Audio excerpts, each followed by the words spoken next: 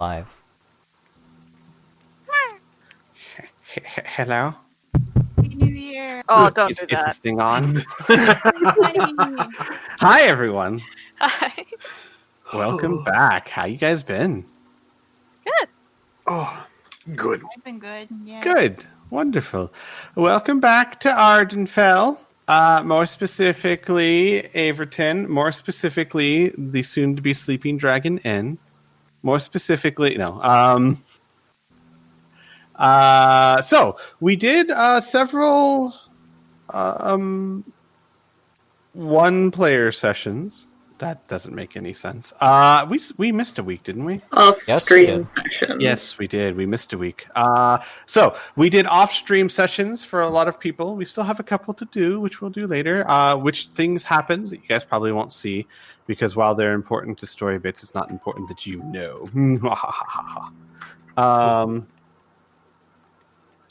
But yes, we're going to pick up towards the end of the time skip when you guys are getting ready. We'll say this is the morning of the day that you will open the Sleeping Dragon. So you have that day. There are still a couple of things that other characters may want to do. So I'm going to throw the ball into your court as players. You have the day. The Sleepy Dragon grand opening, if you want to call it that, is in the evening. There has been a massive amount of advertising for it, which actually paid off really well last session. So you guys are expecting a fairly large turnout. And I should also note a couple of things. Kai, I'm guessing, would have informed you that Kip has agreed to come? Yeah. Either that or Kip would have told Arthur, I think. Yes. So you guys know that Kip is coming. Kai was like, no. Kidding. And you now have a mage in your basement. Actually, what used to be Darian's room before Gersten explained Darian needed a more visible and opulent room than the basement. You are the owner of this establishment. You must be seen to be dignified, not living in the cellar. Maggie, apparently Arthur found her at some point somewhere. He hasn't gone to tons of details, just because, I'll let you do that in character if you choose to. But she is currently in the Darian's old room with a stack of books, and she is day in and day out for the past week or so has been in research, studying, hardly ever coming out. She comes out once a day to exercise and wrestle with Arthur, but that's about it. You make good dog. She comes out, she wrestles, so she goes back in the bed. Yeah, they tug a rope. You know how it is. She goes for walkies and then goes back to the cellar. Okay, so I'm going to throw this back to the players. What would you guys want to do the day of the party? I think Kai would kind of sit over by Orit at some point that morning and go something along the lines of, so do we have any plans for tonight? He thinks for a bit. No. Okay, we threw out all those snakes, right? What snakes? I don't know what you're talking about. You mean those ashes in the fire that look vaguely snake-like? I have no idea what you're talking about. No. She gives Orit a toothy grin and taps the tip of her nose. I guess that would be the extent of the conversation. Just gonna be a nice old evening. No shenanigans here. At least not yet. Not that we know of. That certainly makes everyone feel comfortable. All right, everyone else, what are you doing on this day? Resting up for a long night of drinking. Yes, I'm sorry, you were going to say issue? I was going to basically just do small cleanings here and there, making sure that, like, things are generally set up for stages and whatnot. Making sure that, it's not his name. Is it Ty? Crimson Tiger. Allie. Tally. Tally. Thank you. Mhm. Like from Mass Effect, but Tally. Oh. Tally me bananas. Tally, I need to make sure that he's ready for this. Oh boy, how, like, how? I was going to say also, Dulma's gonna try and help him, so if, like, her and Ashu want to, like, help him with practicing, I mean, she was going to play an accompaniment for him to help him to begin with, so... I would like to be a part of this. Okay. Oh boy. So, what we will do is Tally would come. He's not going to wear his full plaid costume, obviously. You don't even do that in a dress rehearsal. Well, in a non-dress rehearsal, but he would come over. Say if it's a dress Yeah, I was going to rehearsal, say, I know. I caught myself halfway through. I was like, wait a second, that's not true at all. That was the opposite. You were a theater kid, Squee! He would come over and he'd be like, okay, so what I was thinking is so there's like the common area down below, right? And then there's the that balcony up on the second floor with the banister where there's more tables and stuff. I was thinking, what if the Crimson Dragon appeared up there on the banister and announced his presence and then flipped down to a table and landed, you know, like on a knee and the hand? Because I think that'd be cool. Crimson Dragon? What did I say? Dragon? Tiger. Yeah. Sorry, I've been Doesn't saying even Crimson know his Dragon own all day. name. The Crimson Tiger. And you can land that? Oh, I think so. And he gets up on the table, and I'm sorry, on the second floor balcony, stands up on the banister, and yeah, with this pluses, yeah, and like does a double somersault flip and lands in a superhero pose on the table, like that. Looks over at his shoe, just kind of like, okay, alright. As long as you do not land in someone's drink or food, I don't think I would mind. Oh yeah, maybe we should keep a table clear?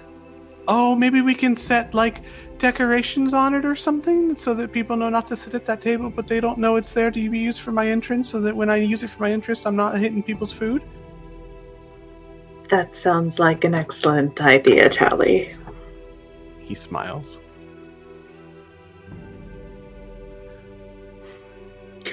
Well, and she kind of like mumbles over to a shoe. At least we know he doesn't weigh nearly enough to actually break any furniture. That would be very nice. Hmm. We already had to replace a few of these. Nods. Alright.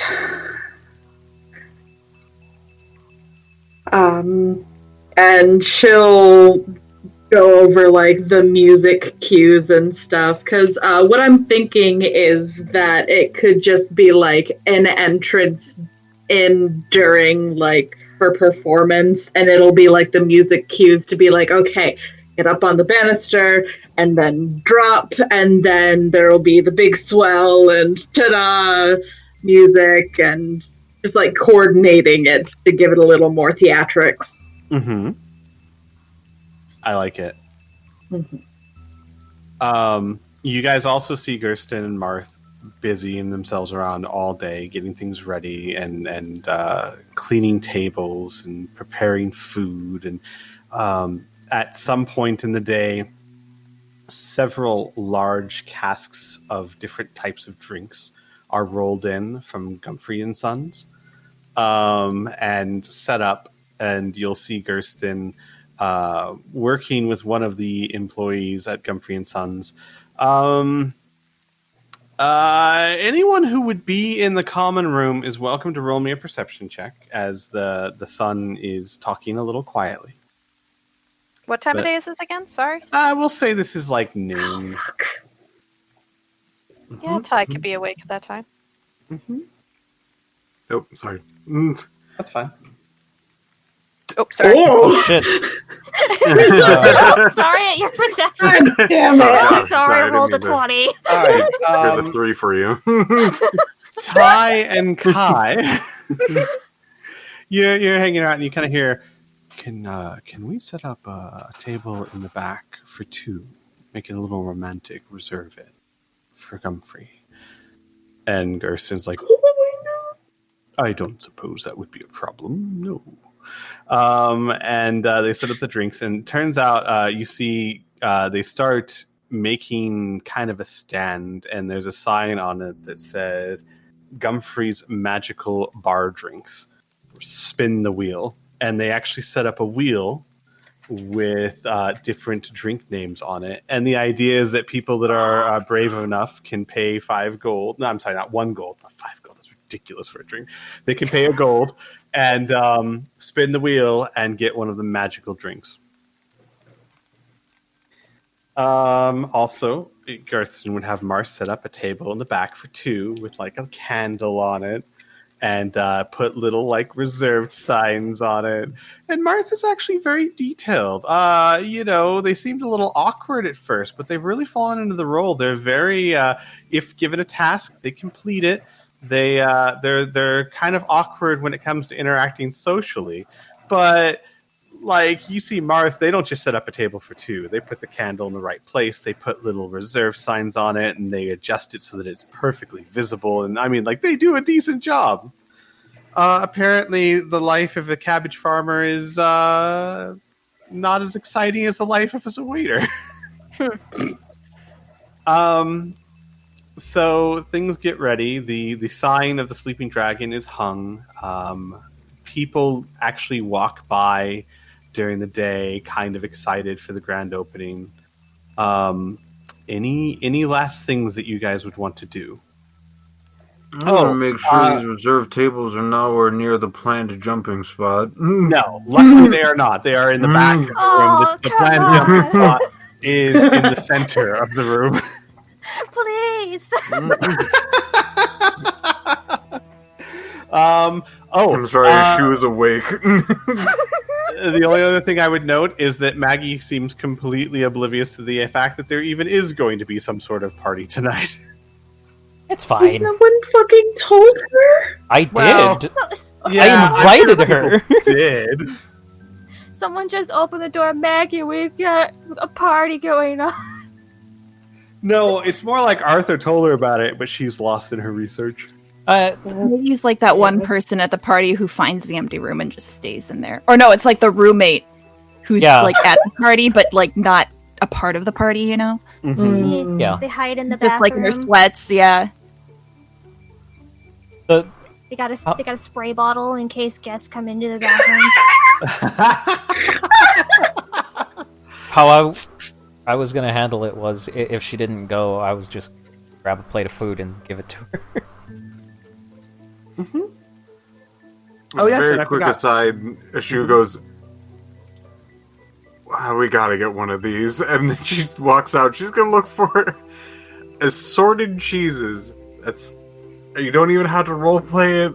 You can roll for it or whatever. No. Shu, I got you covered. I was about to say, Gersten convinced Darian to spring the money to get the place catered. Because he's like, look, we can spend all day slaving away in the kitchen, or we can spend the day preparing for the party and let someone else handle the food. It'll also be a better first impression, because let's be honest, none of us can cook as well as they can. So they sprung money. There's going to be like full catering here. However, it's cleverly disguised as dishes that Darian can cook, just probably better versions of them. Nice. So it's not like people will come to the bar and be like, "Oh my god, you had crab cakes. Why aren't they on the menu?" No. There's stuff on the menu. It's just Darian's, not as good at cooking as this company is. But assorted cheeses are definitely added, and there's going to be a large buffet table down one of the sides of the room.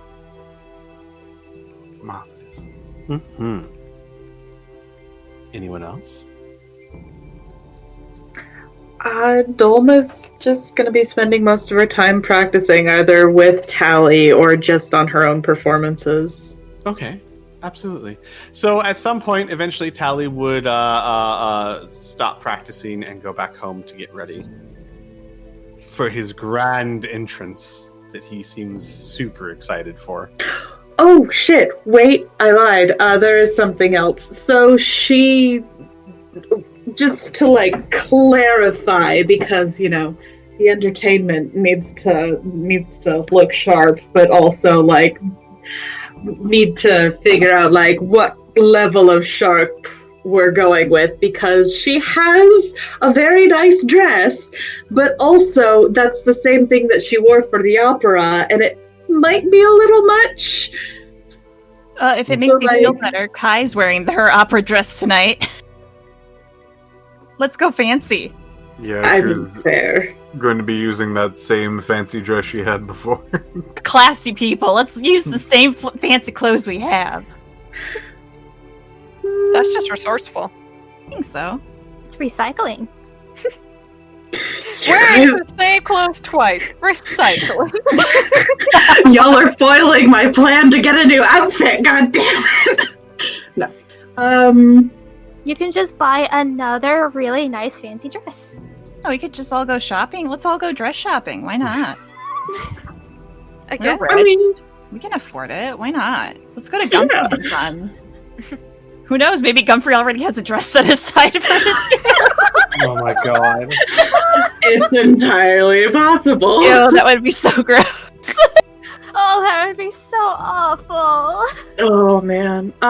So yeah, at some point beforehand, Dolma is talking to everyone, just okay, so I feel like I should probably get something a little less ridiculously over the top, maybe. Who knows? Does anyone want to come clothes shopping with me? Absolutely. I like to. I love wear dressing. things on.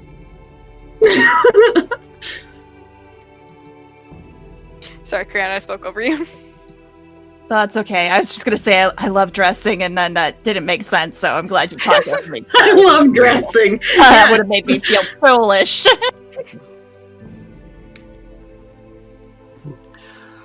All right, so you guys go, and you're looking for something less extravagant than the opera dresses, yes? I mean, I do say that, but also literally any dress that Dolma's going to get is going to be a little bit extra. It's going to be a cocktail dress as opposed to a ballroom dress. Well, any of those could be found at Gumphrey & Sons, because I believe that's where you found the original dresses as well. Mm-hmm. So you would still be... So even less extravagant, you're still going to be looking at noble clothes, right? So it's still going to be, I think it's 10 gold? I don't have the list. There's still for fine for fine clothes, I believe it's 15. You might be right. There's still things I have yet to import into Roll20, but we'll go with 15 for now, and I'll look it up. But the store has gotten a fresh shipment in. Plenty to choose from, especially since apparently people have been preparing. It seems that the opening of the Sleeping Dragon, even though it's simply a tavern, Mundane inn, you would say. even though it's the opening of a tavern, has kind of become a thing. I mean, we've been doing a lot. You really have. And let's be fair, given everything that Averton has suffered through recently, it's kind of fun to have something to look forward to. So there's a lot of people looking to show up here. So you shouldn't have any trouble finding clothes that match kind of what you want. And you're right, it is 15 gold. Yep, I thought so. Mm-hmm. All right. So then I should ask, what is everyone wearing to the party? I put something in the Discord chat. Yes, I see it. I like it. Nice. You'd have to purchase that? I don't think you already have one, do you? Okay, good. My fine outfit was different than that one. Yeah, so that's perfectly fine. You can find something that's similar to that. It's very nice. Ashu, you're wearing the opera dress? Yep. She comes along for shopping, doesn't really buy anything, and then still comes back with the opera dress. Very nice. Kai, what about you? I'm debating for Kai. Mm-hmm. Either going with the cocktail, because I haven't given this any thought. This is all spur of the moment. True RPing. Sure. I'm thinking cocktail or full-on like wedding dress type outfit, like full ball gown. Jesus Christ! Why? Like, I look at the cocktail dress and I just think it's not enough. I'm gonna go wedding. I feel like Kai would be like, "Oh my god, look at all the floof!" Like she'd like unknowingly, like I have to. I'm leaning towards like full-on like ball gown. I mean, perfect. because the to opera. be perfectly honest, if you get a floofy gown, or it's like, oh my gosh, look, it's so floofy. You gotta try it on. I think, yeah, okay, that's it. We're gonna go with a ballroom type floofy dress. Amazing. Hang on, I got the perfect He thing. has to encourage Kai to be extra floofy. Oh man, hang on. Because when you said that, I just imagined this. Oh, you know what? Yes. That's on par. That's on par with what I'm going with. Oh, you know what? That works so well because just like Kaylee and Kai are not the same character type, but they have the same like fish out of water, just learning what luxury is. They do, yeah. By the way, for everyone in chat, I just sent a picture of Kaylee from Firefly when she went to the ball and had that dress that she was just head over heels for. Oh, I need to rewatch it. It's such a good show. Gotcha. What about you, Ori? He would go with people, but I don't think he would purchase anything unless people were like, you need to dress fancy. So he would just go to the party in normal clothes. Gotcha. Normal clothes. Understandable. Arthur? I'm trying to find something, but it's basically just fancy pants. No shirt. No shirt? No. Amazing. Kidding me? Is it just Guy Fieri pants? No. I'm trying to find like some really nice genie pants, but Like pants Like that snap off. You just like rip them off. kind of. You know how belly dancers have see-through. Yeah, you're talking Yeah. about like the big floofy pants, like Yeah, big- not MC Hammer pants, but like MC pirate Hammer pants, kind of see-through with like Yeah, bangles and shit like that on. That's what I'm thinking. gotcha. Really fancy. That one I need you to roll me a D100 for because that is very uncommon clothing. Yeah, very uncommon and probably not there. But we'll see. Give me a roll. 162. Unfortunately, no. You can find pants that are loose, definitely. Not what you'd call baggy, and certainly not the material you're thinking of, but you can get pants that have a little plumage to them. Then it's fine. It's fine. You'll be wearing his dragon onesie.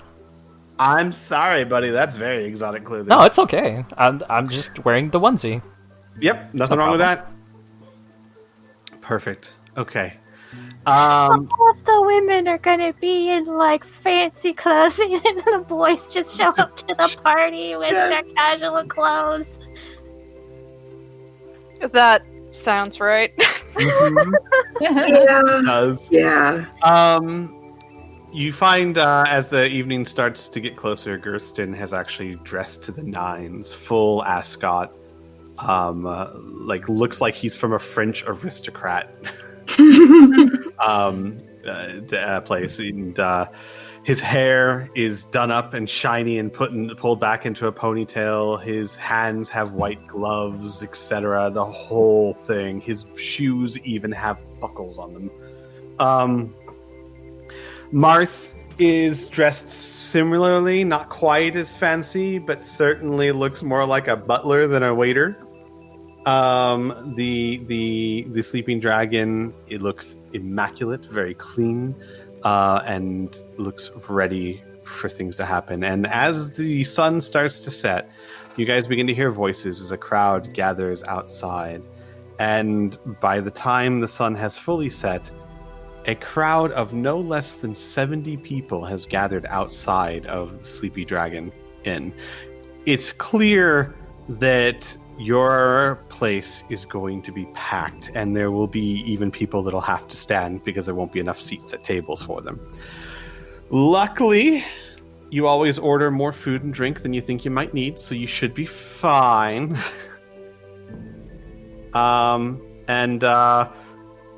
With that, as the sun starts to set and all the lights and lanterns are lit and the fire is roaring to give a very cheerful red glow to the whole room, Darian looks at all of you. And Darian he's dressed still in simple clothes, but at least they're clean and nice simple clothes. And it's funny, every time Gersten looks at him, you kind of feel like he's rolling his eyes.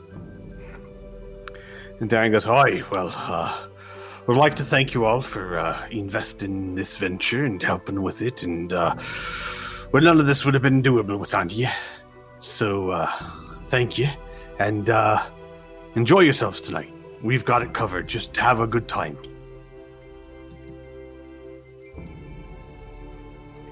Slow thumbs up. Kai's like purposely like hitting her dress at Ori, like swaying back and forth and like By the way, Criana, 15 gold for that dress. Oh yeah, I know. And then with that, Darian goes, "All right, well, I'm gonna open the door and greet people. Just good luck to everyone." We got this. And he does exactly that. He opens the door and starts greeting people as they come in, and the place becomes crowded very, very quickly as people flow into it. It's not like Black Friday or anything, right? But there's definitely a crowd of 70 plus people in the room by the time that he is... I'm sorry. I'm having trouble focusing tonight. By the time that the doors are open and Darian has said hello to everyone in the crowd, there are 70 plus people in the room, including one of the last to enter is Gumfrey. How's Gumfrey? Hey, everybody! Okay, so there's a lull over the crowd, and the door creaks open. The door slams shut because it was already open because there were 70 people walking through. And then the door slowly creeps open. And Gumfrey, wearing a tailored suit, that if you saw Gumfrey from behind, you would see like a bunch of like those laundry pins like in the back, like making the suit more form-fitting. It looks like he might have padded like his arms to look a little bit more full. And he enters in and his eyes glance over the room and he says, "Is this a party or what? Hey, where my girl at?"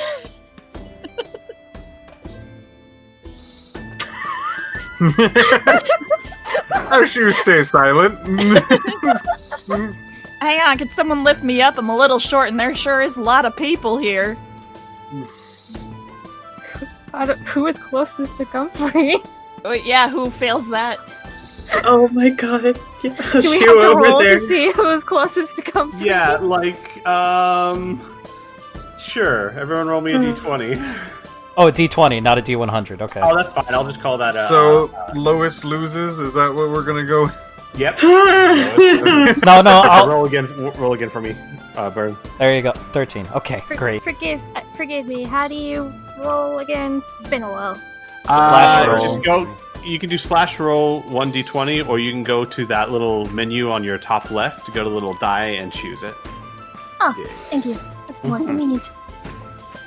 Oh my god! Shoe lifts in my boots. Oh my god, she's just holding as still as possible if I don't move. Jamie! I know this. If I lift him up above my head, then he can't see me. Stay I like perfectly to think- still. I like to think that this wasn't even planned. Like, a shoe was just on their way to the cheese table or something. And just happened at the right time. What do I have to roll for Gumfrey to see if he realizes that's a shoe's tender grasp? Nothing. She rolled a 1. Oh, fair enough. Gumfrey goes, "Oh, I know those hands." His head like swivels around. Faces like you. Hello, my darling. How are you doing this fine evening? You look beautiful. You look great, Ashu. My God, look at you. Let me get a full look. Wow, look at you.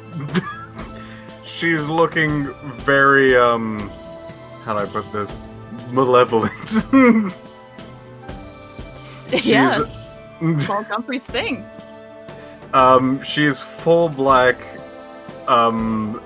has that nice, almost crow feather, like, around her neck, sort of dress. Dang, girl. She then goes, "You found me," and then drops it. He, like a cat, he lands on his butt, and he gets back up and he goes, "Well, my darling, let us socialize with our guests." And he'll like put up his arm like above his head to like grab her hand. Maybe I'm exaggerating how short he is, but he's trying to hold her hand and let us talk with the guests, and then I have a little surprise for you later on. Also, Gumfrey, you have been made aware of where the table will be. He slips his son $1. It's not even currency we use. It's got a picture of Gumfrey. It still went from being Real money, printed. you kidding me? What if it's just a loony, but instead of the loon, it's Gumfrey's, or instead of the queen, it's Gumfrey's face? Amazing. I love it. It even says, "In Gumfrey, we trust." So, That. Ashu, do you accept Gumfrey's hand? She says before, "Now, I would love to actually go around and greet everyone, which I've almost already have done already. You are the last person I am to greet. But would you like to go around? I'm sure you would like to at least spread your store around." Right. My God, Ashu. This is why I fell in love with you, because you're smart. Anyway, Thank you. I'll see you for dinner out back in a couple minutes. How about that? We'll get a little bite to eat, and we'll talk. I think that would be wonderful. Now make sure that you go around and see anyone who is as fancy as I am, and talk them up. Tell Oh, them about your store. all right. I sure will. Thanks. Okay. So, Ashu dodges a bullet, and Gumfrey starts going around and He goes, advocating "Arthur." the store. Mhm. So for about a good 20 minutes or so, the place gets very crowded. Dulma, are you providing the regular music, or are you doing just a special performance, or how are you doing this? I mean, this is a special night. It's gonna be a special performance. What I mean is, like, are you providing the ambient music? Like, are you going to be doing music the whole time, or are there other people taking care of that and you're just doing a performance? I mean, as far as I'm aware, she's going to be doing the majority of the music. If Okay. Go ahead and roll me a performance check with advantage, because you have been rehearsing. Yay. We'll see if you use the bagpipes or not. No. Yeah, no, you do an excellent job. It's very festive, very happy. People seem to enjoy the music. Everyone's kind of tapping their foot along. There's no dance floor in the Sleepy Dragon. There's no room for it, at least not the way I it's was set up gonna right now. say, with this many people, there's not nearly enough room for a dance floor. But there's lots of tapping foots and nodding heads Mhm. as the conversation murmurs all around. About 20 minutes into it, the door opens and Kip walks in, dressed to the nines. He is wearing a black pants that are fairly tight, that are tucked into polished black boots.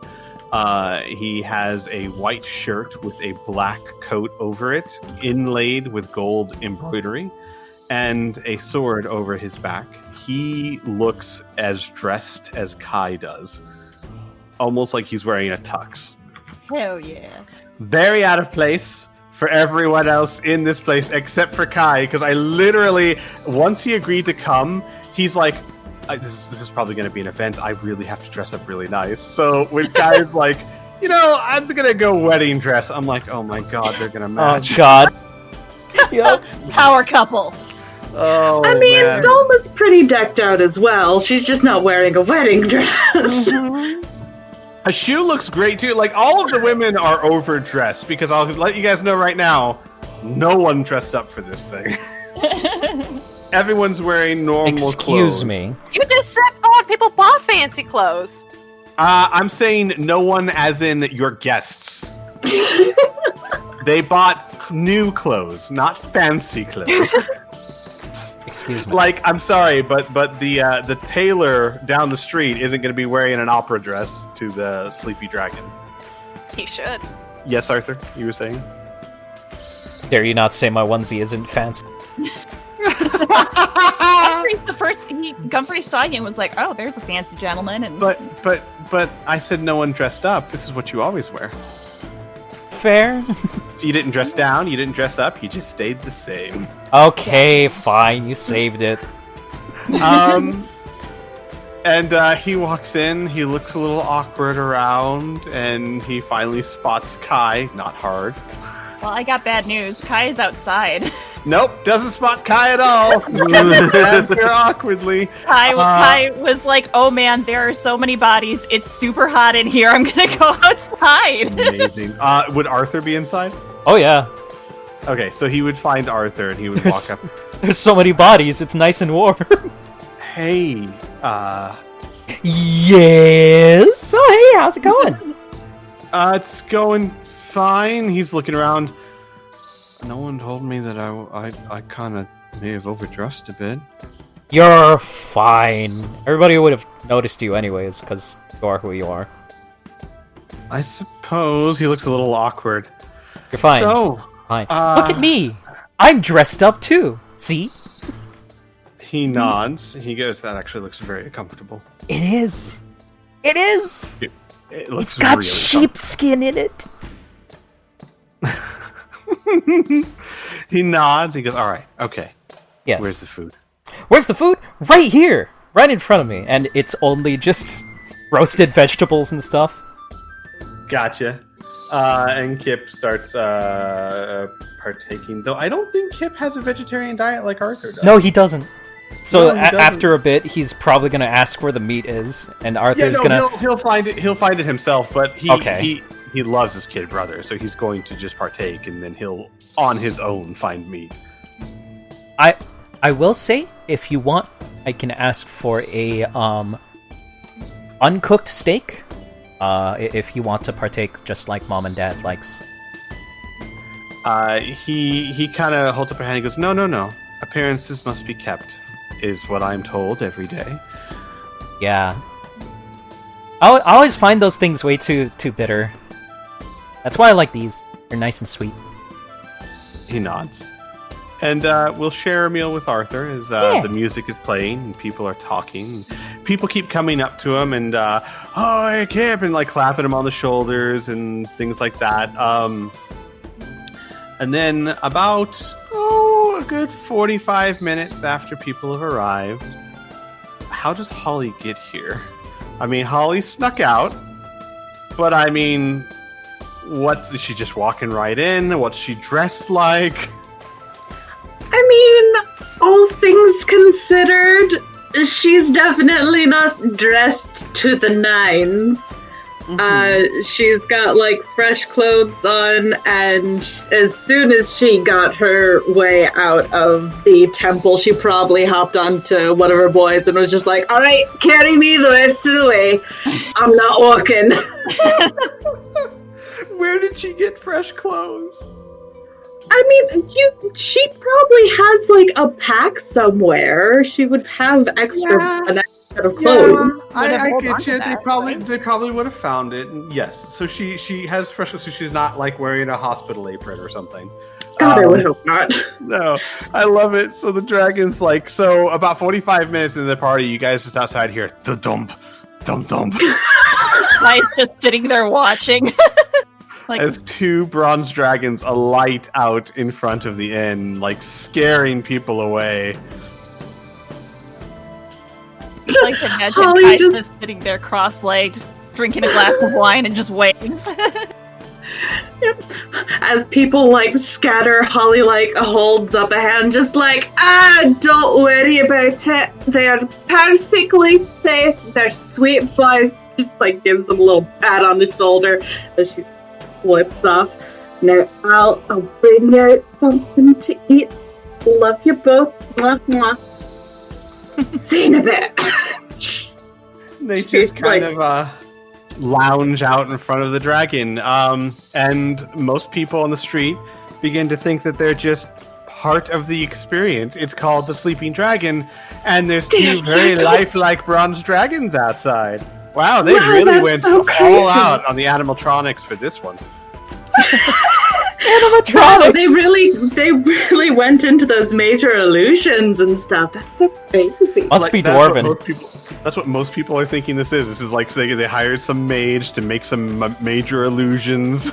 Mm-hmm. People are feeling underdressed now that they realize how much of a spectacle this is. Yes, a lot of them. They didn't expect dragons and stuff. Like there's people that kind of go up to the dragons and they're admiring them, like, "Oh, this is really fine work. Must have been a very powerful maid." And like, you know, in Scar and Char's head, there's like, I could just, if you touch the paw, I will eat you. You know, like just thinking it. They're not saying it. They're thinking it. Holly Some just people- like as she's about to slip in, she just looks back at them. You just sit there and look gorgeous. Like, I like to think there's so many people that had no idea how close to death they came this night. Oh, yeah. But it definitely draws attention, and people come to check it out. And in addition to the crowd you have in the inn, there's also a sizable crowd outside, just admiring the spectacle. Kai, you see, like, people are walking by and just looking at the show, right? I would I just have this image in my head. Is the wine behind the bar, whatever Gersten is dishing out, how much does that cost? Or is that on the house because, you know, it's a party and we helped him out? On the house for you guys, not for everyone else. Oh, good. So yeah, I guess it's been 45 minutes. I guess while Holly's walking in, she'll see like 3 wine glasses already empty, like next to Kai, and she's sipping one right now. So that's the mental image I have. Holly like pauses mid-stride, like sees you in a fucking bride's gown surrounded by wine cups, and is just like, You alright, dear? Everything okay? Yes. Oh, boy, it is. Is it hot? It feels very hot all of a sudden. I've just been drinking this tea, and it's wow. This is really good tea. You tried this stuff? She like reaches over, like looks at that. Tea, is that what we're calling this? I mean, it looks like the tea I had in the tundra, so, ooh. Wow, you are spinning. Is it hot out here? I've just, had to get some fresh air. Well, there's 2 dragons next to the inn, so I'd say the temperature might have ticked up a bit. That's not tea, sweetums. It's wine.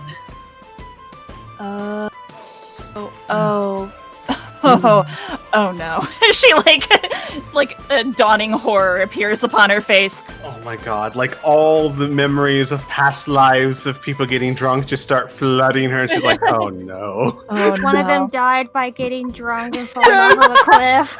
Yes! Guys, like in like a span of like 10 seconds, you see many emotions. You know, basically like the white drunk girl thing where it's like crying, laughing. She's just like, her expression just shifts in an instant between many different things, and then she is like, you know, perhaps I'll come inside, and is there a remedy for too much not tea? Well, let's first get you hydrated, get some water in you, help balance it out a bit. And she just like gently takes your hand and your elbow and like starts leading you in. Will like grab the extra glasses like expertly in one hand. I like how the injured person's helping out Guy. Yeah. Right? Just came out of the hospital, should still be in the hospital. I need to take care of the drunk girl. I like how the druggie is like, I should help this drunk girl not be drunk. Yes. Oh man. So you lead them inside. Holly, when you go inside, you see it's very, very crowded. People everywhere. Most of them you don't really recognize. You're not, you don't travel to Averton very often, so you don't know the common people. You do hear one voice, though. I got. Sorry, was that wrong, or was that not my cue? No, that was your cue. Absolutely. Okay, good. Son number one, come in. Where are you in this crowd of people? It's just Gumphrey yelling this. There's no device or anything. Him calling out for son number one. Yeah, he's just cupping his mouth away from the direction of his shoe and praying that she doesn't hear. Son number one, where are you? Yeah, he is nowhere to be found. Currently, he's outside the back drinking. Gumphrey starts barrel rolling to the bar. Holly, you see Gumphrey barrel roll past you. And once he gets to the bar, he looks up and he sees Gerst and he says, Hey fella! Hey! Psst, hey, down here, hey! How may I be of service to you? You see that lady that just walked in with the drunk girl? Yes, the gnome. Yeah. Yes. Now, this is Wait, really Holly's awkward. a halfling, not a gnome, right? She's a halfling. Yeah, sorry, the halfling, yes. Yeah, okay. I was engaged to her. And I'm currently on a date with a shoe tonight. Holly's obviously here for me. She probably heard that, oh my god, Gumphrey's gonna be here. I gotta see him again. And now I have 2 dates for one evening? Man, you gotta help a guy out. I don't want to break anyone's heart tonight. First of all, I need you to roll me a deception check. You don't have Gumphrey's sheet, so I'm just gonna say It's roll the me. truth to him. He knows he wasn't engaged to them. He's lying. Are you sure Like, it's Comfrey? I was gonna say there's a fantasy element where you think something so long that maybe you just start believing it's No. The moment he got those dragons for her, he was just like, God, now we're gonna have to get married because we've got kids together. That's exactly it. They have kids together. Roll me a deception. Just like a D20, like Yeah, roll me a d20. I imagine he's proficient in deception, probably really good at it, so we'll add 7 to it. damn Gumphrey. Oh my god. Dang, Comfrey. Oh my Oh god. my god. So, Gersten definitely believes what he's saying. He looks down at him for a moment. No. Well, Anything else I can help you with? that's sort of not the answer I was hoping for, but It doesn't matter if he believes you or not, he's not helping you. yeah, it's a really shitty thing. Gumphrey gets up and he goes, okay, listen, you're an adult, I'm an adult, okay. He's talking to himself. He gets up and he starts walking over to Holly and he says, Holly! Hey, you! Hi, Comfrey. How are you? What was your name again? She looks over at Kai. I'm Kai. Kai, right? Head over to the bar. Just let him know you need a glass of water. All right? You see her going. She starts heading to the bar, and then you see her slowly, drifting off in another direction. I don't know. No. I think Gumphrey should talk to Kai. I think that's only polite. Do that, Squee. No, I'm not. Kai goes off and drifts away. I will say Gumphrey is creepy, but he likes to date, women that have matured. And Oh, I thought you were going to stop there. He likes to date women. Oh, he's straight. We got it. Yeah.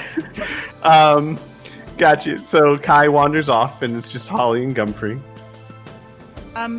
Listen, Holly, I gotta tell you, I'm here tonight with another lady. But oh my god, it's great to see you. How are the boys doing? She started to say something, and then she stops and frowns a little bit as he's just oh yeah, I'm here with another lady. She's just aye, that's great for you. We're two, you and I, we're two adults, handling adult situations like adults. That's because we're adults. I love they haven't seen each other in 20 years, and this is how the conversation starts.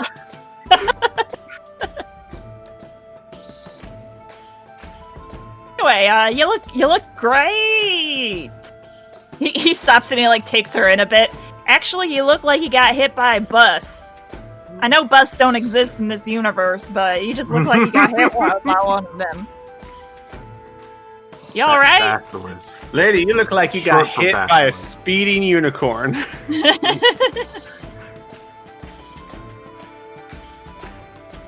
Elora? Milady. Elora? Oh no. Milady. The game crashed. We're stuck in a loop. A sound loop. Gumphrey's just she's speechless by my beauty. I think we may have lost Elora temporarily. Well, That's fine. We So can come let back me- to the scene. Yeah, we'll come back to the scene. Or Arit, what are you doing? I would have imagined he would have been following Kai around, but given everything that's happened, he probably hasn't been, I guess. I guess not. So I'm trying to figure out what would he Her have done. 'cause internet he is does- down. Oh no. Um, Elora is currently using flowery language as the lady that we all know that she is. Don't even joke. She's pissed. I'm sorry, Piff, you were saying? a shoe might have pulled you aside, and goes, "Hey, can you help me out?" Okay, who did you murder? No one. Okay, good. What? 'Cause, poof, I don't think I could do that. No, thanks again. Going back to the slammer, a shoe. You might actually like this. Can you, She points at two tables. Can you swap those?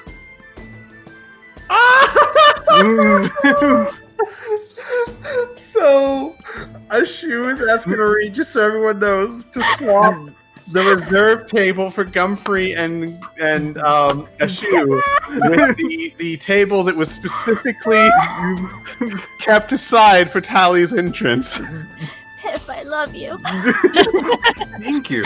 I'm back. I returned. I'm sorry.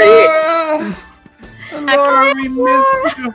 Elora, right now, a shoe is asking Orit to help him transfer or switch the tables, the one that Gumphrey reserved and the one that Tally's supposed to use.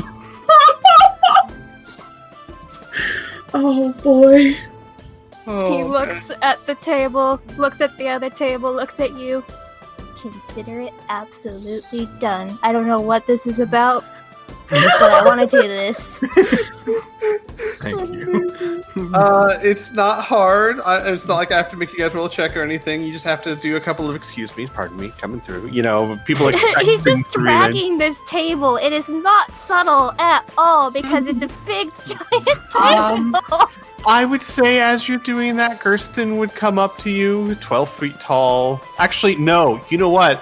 Because of this, normally Gersten's 12 feet tall. He's actually used a scroll to reduce size for the moment because otherwise no one would fit in this place. But he would still come up to you and he would say, can I assist you with something, Orit? Yes, I need to move that table and that table. They need to be switched. I should mention, he's smaller, but he still has, like, the massive shoulders and the weird elf shape. And he nods and he just picks up the table with one hand. Direct me, I will take care of it for you. Well, dang. Quite the show off with those muscles. All right, let's go. And he does, and you guys get the tables reversed while Gumfrey is talking to Holly.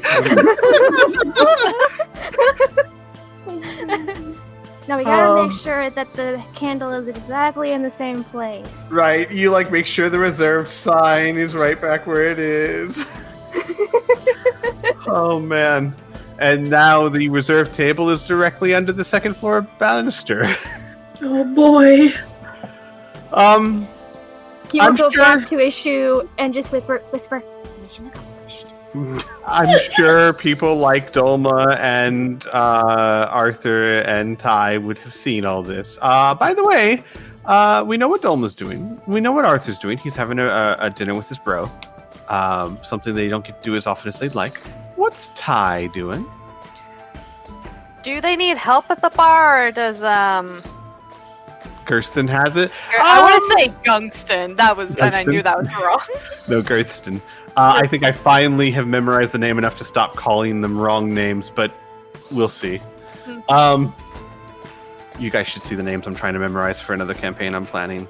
It's utterly ridiculous. Anyone who knows Kuatoa and will know my pain. Yeah, they can always use help. He's not going to turn down help, especially since Ty probably has quite a bit of experience. You could probably even almost make a show of it. Yes. Let's do that. Let's make a show of this. So, Ty, roll me a performance with advantage, given your background. Hey, my background are tricky. I mean, I don't mean your this is specific not character Anna. sheet background. I mean your background as a character. You've worked As at a a bar. player type. Exactly, yeah. No, Anna's would be the background of drinking. Oh my god, yeah. But not bartending. Those are two different skills. Oh, we forgot to fix my character sheet so it would stop saying +0 to everything. Oh, okay. Well, hang on a second. Let me. I think my performance was +0. I have a screenshot of my skills from like when we switched everything over. Well, it's easy to find out. So your performance would be charisma. It wouldn't be +0. It would be +2. Yeah, because you're not proficient in it. So roll me performance with advantage. So just roll 2d20, and we'll add 2 to it. Holy crap! That's the second critical 20 you've had today. Ty, I'll take it. Next time you're in a fight, be careful. That's all I'm saying. Yeah.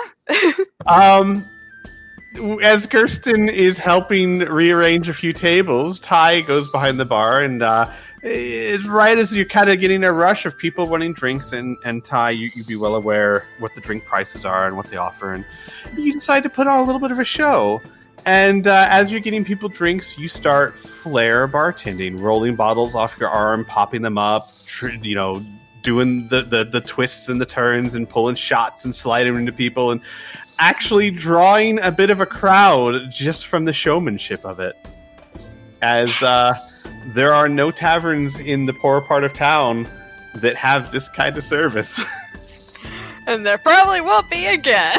Probably not, but hey, that's neither here nor there. Yeah, no, you draw a bit of a crowd. Doing this, and actually more people end up spending money. I'm gonna have to mark something over here, doing something like that. All right, let's.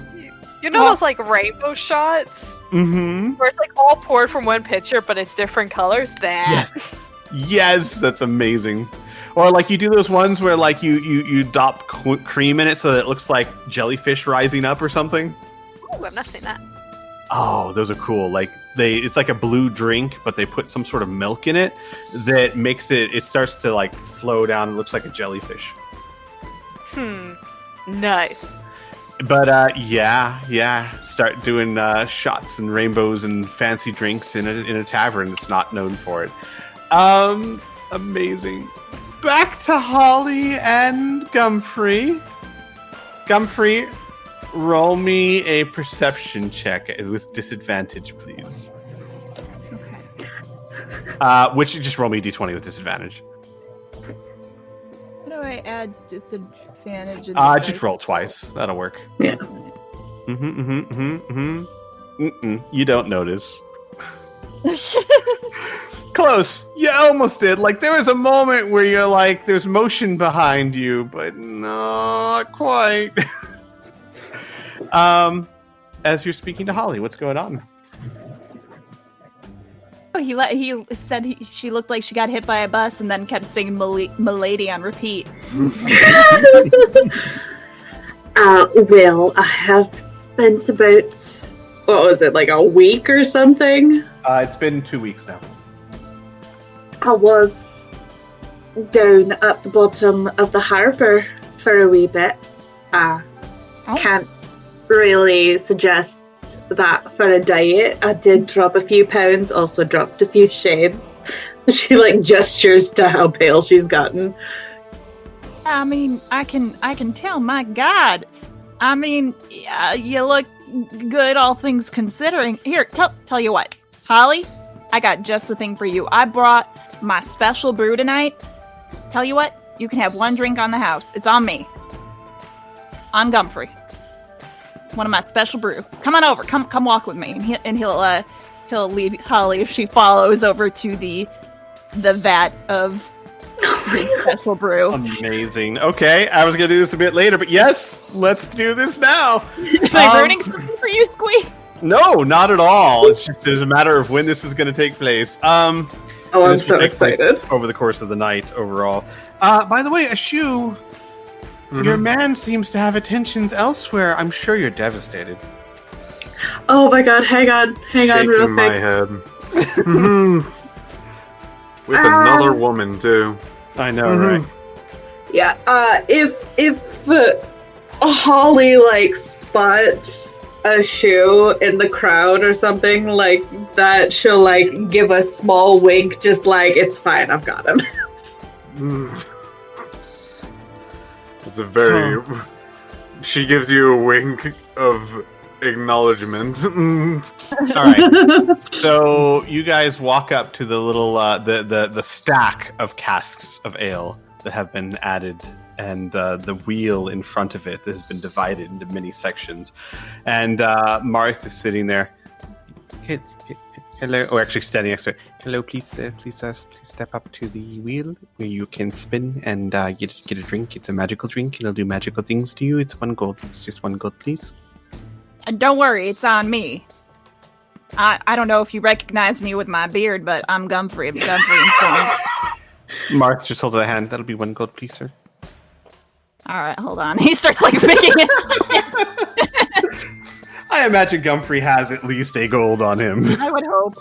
One would fucking hope.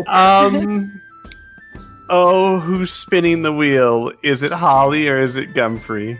I mean, if Holly's gonna get the drink, then she's gonna spin the wheel. Yeah, please roll me a D100, Holly. Oh, I'm so excited. If this is the list that I think it is. 63. 3, hang on. Oh my god. Alright.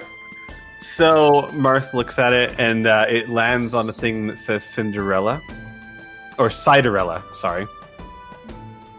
Okay, just a moment, please. And we'll take a wooden mug and go over to a certain thing and fill it and give it to you. Here you go. Enjoy, please. Holly. Mm-hmm. It is a sweet apple cider, considered a girl's drink.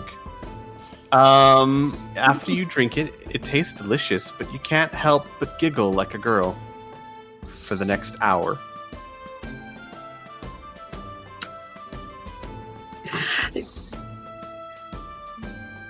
Interesting. Mhm. So she drinks it and she... does it taste alcoholic? Oh yeah, no, it's definitely alcoholic and definitely magical. Like, your urge to giggle is not natural. Okay. So at first it's just like, oh, that... Yeah. Yeah. Yeah. Boy, you must have really liked it, huh? Oh, this is... Oh, dear. All right. Hey. Well, it's all right, Holly. Holly, it was good to. Are you okay? I'm fine. It's the drink. It's giving me the giggles. Okay. All right. Okay. Well, I think it's about time I find my lady. She just gives him a solid pat on the back. You do that, dear. All right. You take care now, Holly. It's good to see you again. It's very good to see you again. All right. Oh my And god. he's off to find a shoe. Wonderful. Always just like slams another gold onto the counter, just like, give me another. Okay, roll me another D100, please. Oh, let's see how horrible this thing can go. Lucky for you, 88. it'll counteract the first. Oh. Okay. That was a sound. Martha goes, okay, just 1 second, please. And grabs another mug and goes over to one of the barrels and turns the tap. And a clear liquid kind of pours into the cup, and what looks to be like mist rises up off it, and the mug starts to freeze over. And goes back to you. Here you go, thank you. This one's called liquid nitrogen. You fuck me up. Holly, do you pound it?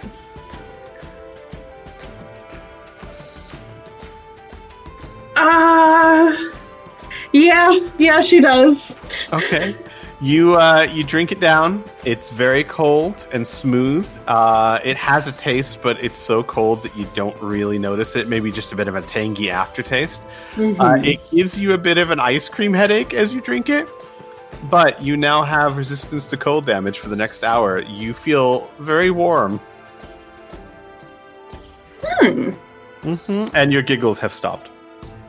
Oh, thank God. She will head over to the buffet and grab some food for herself as well as the boys. Amazing. So, a shoe. The tables have been moved. Gumfrey is making their way back to you. You know that it's about time for a friend of yours to make an appearance. So here's my question. We asked this in the chat, and we weren't too sure. Would I have the knowledge that this is happening? Yes, I think, because you wanted to kind of take part in it, right? I did. Yeah, so you would have knowledge. You know what? Let me drag you to the secret room real quick. Okay, the stream's gonna be able to hear. Oh, that's just mute yourself. Okay. We'll be back in a little be right bit. Back, everyone. Vicious. Hi.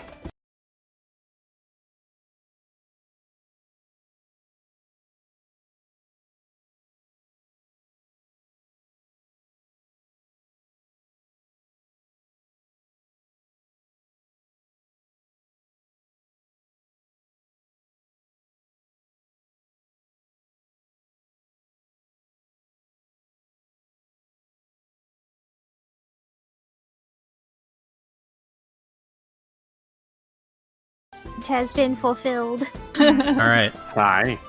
Hi. All right. So, Arthur, at a certain time, you know that you're going to have to slip away, so you'll have to make some excuses and leave Kip alone. Oh, I know the perfect Okay, a drunken excuse. Kai. Oh, He'll probably get a drunken Kai to sit, and he'll make a plate and run the plate down to Maggie and change down there. Perfect. Yes. Real Maggie- quick. Mhm. Sorry. Would he have practiced with Tally and Dolma for this? Well, no, because his entrance is after, so he didn't need to. But he knows he's worked with Tally that they know what's going on, what's going to happen. Does Dolma know what's going on? Yes, Dolma would know. Okay, so she's giving Tally and Arthur inspiration in that case. Sweet. Amazing. Great. All right. You're getting changed. We'll deal with a drunk Kai and a Kip who's suddenly free in a minute. A shoe. Are you trying to lead Gumfrey to a table?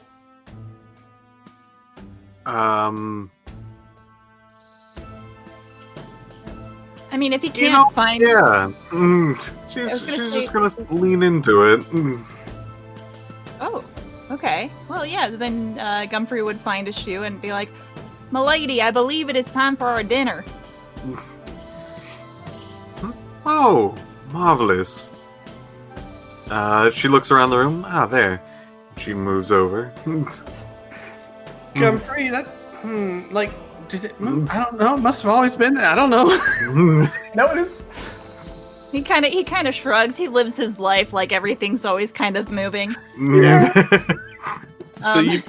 Mm-hmm. Oh, I was gonna say Gumfrey would be a gentleman and pull the seat out for a shoe to sit down. Thank you. Yeah, all right. And he'll go over and he'll hop up his seat. He'll go, I thought this had a booster seat on it. I thought I requested that there would be a booster seat. I guess I'll just stand on the chair. Is that gonna bother you? She thinks for a moment. No. Okay. Well, a shoe. First of all, I just want to thank you for being a good person. You know, I know a lot of people give you a lot of flack for what you are, who you are. Shu, I think you're beautiful inside and out. And I know people think I can be a bit abrasive, you know, I can be a little much, but you know, you seem like you really genuinely like me, and I don't get many friends, so I just wanted to say thank you. And here, I got you a little something, and he'll pick up a gift bag and he'll put it on the table and kind of push it towards her. Go ahead, open it up. Give me a second. I need to... While that is all being said, this is what a shoe is doing. Amazing. Oh no! Ashu's just doing the Jack Nicholson nod. I love it. Oh my god, it's so funny. All this is taking place, and then all of a sudden, up above, there's a sound of clanking metal. As Tally has put on his full costume and struggles to climb up to the banister and says, "Hello, brave citizens of Averton!" Oh my god! Everyone looks up, and there is a 3-foot-tall halfling dressed in full plate mail that has been painted red with black stripes, with the exception of the head, where there is a plumed feathered hat and a mask. But Give Tally us his took... pog. Come on. I've seen his I pog. don't have it. I don't... Well, I have... Yes, I have his pog, but it doesn't have the armor. No, that's fine. Epic music to hmm? play to it. I feel like we need epic music. Do you have any like really intense music we can? Oh, I think I do. What is that, Tally? Is that supposed to be Tally? It looks like a rooster. That's hilarious. I love it. You got like cool. If you look like a fancy ass bird, then you did it right. However, he is actually That's not what I need. He's wearing heavy plate mail because he took a Shu's advice a little too literally, where she was saying you should probably wear something sturdy. And he's like, well, we've got plate mail. That'll work, right? And he climbs up on the banister. Whoa. He's never worn plate mail before, so he kind of stumbles a little bit and says, I am the great Crimson Tiger! And proceeds to try and jump down onto the table where Shu and Gumfrey are. Oh, here we go. Here we go. Oh, Yeah. boy. Here you go. It'll have inspiration. Where is... Why can't I see... There it is. Oh, boy. Plus... Hang on. Plus, what's the inspiration? D6? Yeah. Hang on. 1 second. Apparently Roll it's it. 10. Okay. 10. Uh-huh. So, let me describe what happens, and then I'll answer whatever questions you have, Burn. Tally, I guess I don't have epic music. This is too gentle. The bad guy. He came out Right? as the bad guy. Here, we'll do this. No, it's somber for Gumfrey's bad date. There we go. Jeez. There's our epic music. He's a robot. He is a Hallie- robot. Hallie, steadies himself and leaps into the air and does a flip and doesn't recover and falls back first onto the table, smashing the entire thing to the ground. The candle flies, the drinks roll off. Gumfrey and Shu, I need you to make a dexterity saving throw, please. I mean, Gumfrey has tiny little limbs. Just roll me a d20, yeah. Okay, you both managed to avoid it, jump out of the way as this halfling in plate mail just slams meteors through the table. Everyone stops, the whole crowd stops. Dolma, do you keep playing? Hang on 1 second, Bryn. Oh. My question might retcon, that's why. Oh, why? No, but you're not supposed to come out until after he lands. True, but could I see him almost falling? And, see No, that... the whole point was you're not in the room because otherwise everyone would see you. Okay. Yeah. The idea was you were supposed to jump out next to him. Okay. Oh god. Does he sound hurt because he's far away and covered up, so she can't really see if he's hurt? Roll me a perception check. Oh god. 21! You hear a...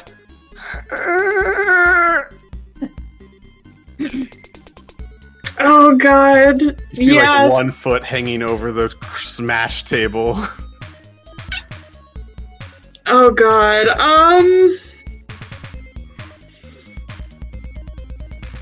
Oh, do we stop the whole production or do we play it out like it was planned?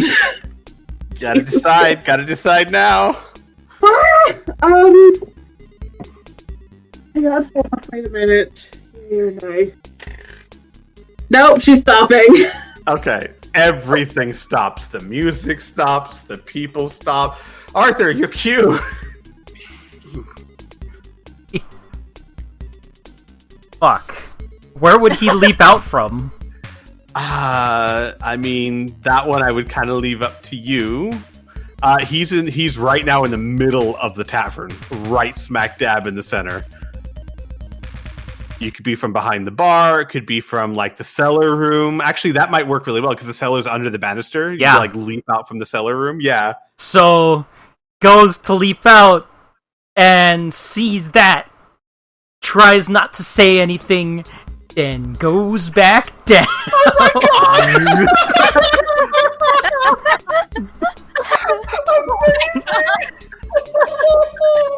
Oh no!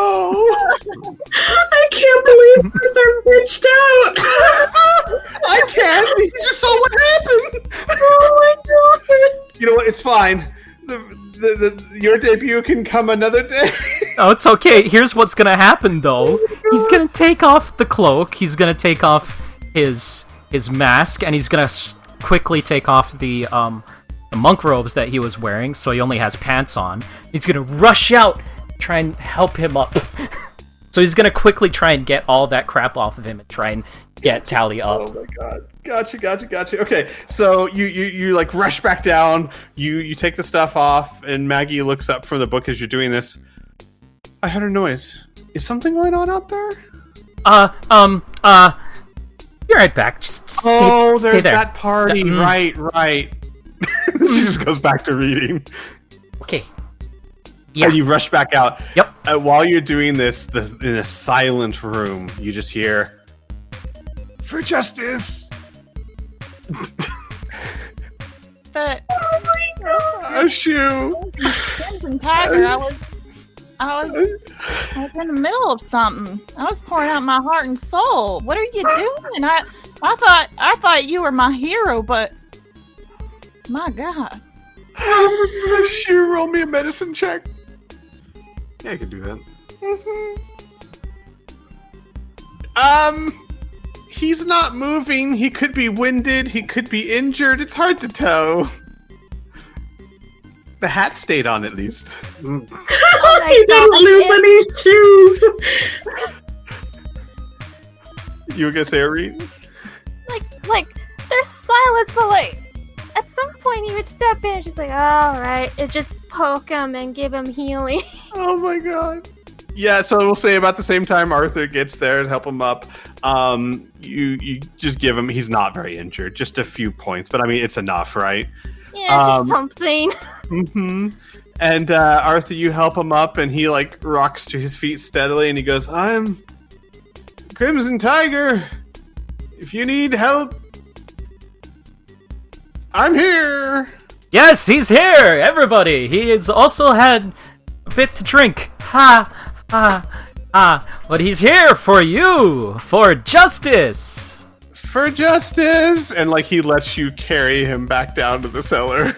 Yeah, as Dolma's like messaging Arthur, get him out of there. Get him out of there. You're getting back. I'm trying. Yes, Ty. As a distraction, Ty is gonna go, and you can try our new cocktail, the Crimson Justice, and we'll just start making something on the spot. Oh my Yes. God. Roll me a persuasion check. Let's salvage this. Come on, let's salvage this. 1 sec, let me get, my persuasion is supposed to be a +2. Mm-hmm. I give you inspiration. Roll a d6. Okay, so that's currently at 14. Correct. 14 plus 3, Nice. so 17. Yeah, that's the math. People like look at Ty's like quick response, and she Man, starts. this must have been making planned. Right, like there starts to be talk like, "Oh, this is like a show. Oh, he's like a gesture. Oh, you remember the Crimson Tiger novels, the cheesy thing? Oh, right, of course, the Crimson Tiger is just a joke." And people start like kind of filing over the bar, and like the murmuring starts to talk up, and it seems to be like this is just part of the entertainment because everyone remembers the Crimson Tiger. It's that cheesy children's hero. There's no such thing. It's a costume. Oh, these guys are going all out. They even hired a stuntman to fall on a table from the second floor. Oh my god. As Dolma just immediately starts going back into like the upbeat tavern music, just like, yep, just keep drinking, ignore the injured halfling. Oh. Well, I tried, man. I fucking tried. I know you did. But I'll just let you know historically, and even though the dice have always controlled this, Talia's debut has never gone well for him. It's fine. Oh. And the cheer picks up, and everyone seems to be having a great time. During all this, after it's being carried off, Kai, you're at the table and you would suddenly go, "Oh, there you are. Oh, thank God I'm not the only one that dressed up for this," as Kip sits down, like collapses in a chair next to you. Is it really hot in here, or is that just me? Feels very warm. Oh, okay. I was told that the stuff I wasn't drinking was tea, and now I feel a little out of it. How are you? Oh, you look so handsome. And she'll like put her hand on her face and like stare at him. Oh, thank you. I overdressed, I think, a bit. Oh, no. But I mean, you look gorgeous in the dress. I mean, I guess comparatively, maybe I'm a little overdressed, but we don't really get to do such frivolous things up north, so it's right, fine. And my station always has me dressing practically, so you know what? Maybe just everyone else isn't dressed enough. Agree. Anyway, I was trying to find water. she like puts her hand on the table. Oh, hang on. I'll get some for you. I had a thing for you though. Hang on, one moment, and he'll go to the bar. And he'll Ty, was it, right? You got that right. He nods. Do you have anything? Your friend Kai over there is a bit too tipsy. How did she? Okay. I probably got something. And with your experience, I mean, like, nothing really works, but there's drinks that kinda help. It would probably be, here's some water, and here's, like, a banana. Right. What, did she take X? Jesus. All right. Kip will come back with water and a banana. Here, eat this, drink that, and here, and he slides over some paper that is a recreation of the encounter with Kip, Lady Celine, and Strahd, but in hieroglyphic form. Really, all it is a bunch of stick figures, because he's not good at drawing. Kai like is gritting, and she's like, "Oh, hold on. Do you see or read anywhere? I want to see if he can read this." He looks around. Ori, did you go into the cellar with Tally and Arthur, or did you stay outside? No, he gave them a poke and then kind of let them do it because too many cooks in the kitchen. Right. Kip would try and get your attention. Well, how does he get his attention? Ori, But does he just go up behind him? Ori. Yeah, like he goes up behind you and it's like, Ori. Ah, fuck! Hi. Do you have a moment? Kai wanted to see if you could read something. He squints. Alright. And he'll lead you back to the table. Seen a very drunk guy. Mm-hmm. Oh boy. I want you to take a look at this. Would you be able to read this with your knowledge of, art? She like slides the paper over to him. Oh, look at it. What is he seeing? So he sees what looks like lines of very crudely drawn pictures. First things first, roll me a... Oh, God, what would this even be? Oh, give me a second. Let me think here. Investigation to figure out what the fuck Yes, like it would be an I think that's the best investigation. option. Investigation, please. It's a bunch of crudely drawn stick figures. You think one's a woman, one's a guy, and one's a tall person with pointy ears, maybe an elf. They're sitting at a table, you think, and then the woman's throwing sparks at the elf. It's hard to tell. The elf, there's a poof of smoke. Then there's a giant creature with fangs, and then the guy is that a dragon? Hard to say. And then there's blood, lots of blood. And Because then it's colored red for some reason, so he's like, "Oh, that's Right, obviously exactly. has to be blood." And then the woman rides off on the dragon, who seems to be very injured. Lots of blood on the chest. He looks at it, examines it. It is a very nice love story. Kai kind of squints. Or shifty eyes. Kip chokes on his drink. Kai kind of starts laughing and looks back to Kip, and she goes, "Well, Kip, I'm beginning to think our drawing skills may not be our strongest suit." He Okay, nods. what is that supposed to be? Is that supposed to be his tail or his hair? It's my tail. He looks like a little hurt. Oh, it's your tail. Oh, this is you. Oh. He looks over at Kai. Yeah, I guess you're right. Kip, personally, I think it's fantastic. But Kip, can you show Orit what you thought about my false hydra?